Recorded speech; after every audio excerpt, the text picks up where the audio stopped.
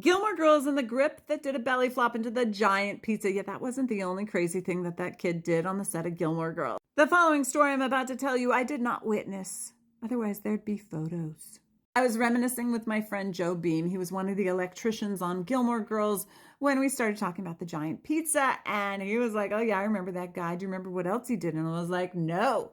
He said, well, we were filming at the hockey rink. And I was like, I remember the hockey rink. Do you remember what happened at the hockey rink? And he was like, no. And I'm like, okay, well, you tell your story first and then I'll tell my story. So that same guy, the belly flopping pizza grip, while we were at work, mentioned that like he could probably do a belly flop on that ice. And a bunch of the guys said, I dare you to. And a bunch of them chipped in. I think they raised about $50 to see him do it.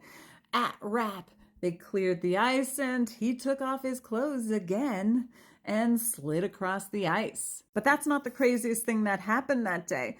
Earlier that day, we were dressing all the background at the back of the costume trailer. We had racks and racks of clothes. And after the background got dressed, all the background went up to set. Jen, who was one of our shoppers on the show, had gone back to the trailer to clean up the mess when she entered the costume trailer and noticed that there was an odd odor, a perfume that lingered on. At the same time, she's noticing that there's clothes missing. And then she walked up to where her purse was and noticed that it had been rifled through. Her wallet had been opened. Her ID and credit cards were gone. Jen took a good whiff in and sniffed everyone on set. Talked to Jen tonight and she said she went up to the security guard who was supposed to be guarding our area, basically the rent-a-cop. He screamed, we just got robbed and I think I know who did it. And then the rent-a-cop says, let's not go pointing fingers. Now, thankfully, the location manager overheard him talking to her and was like, no, those guys seem a little odd. First of all, they arrived late to set, like really super late.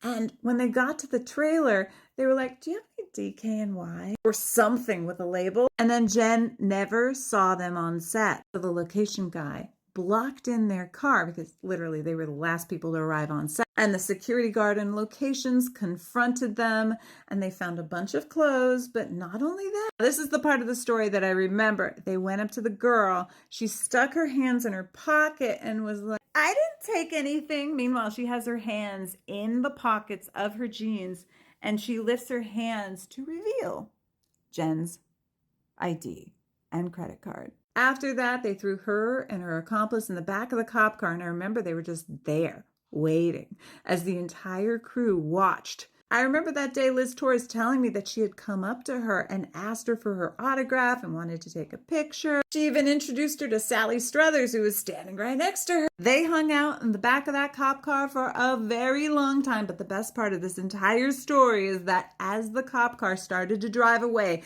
the entire hockey team came out and started banging their sticks.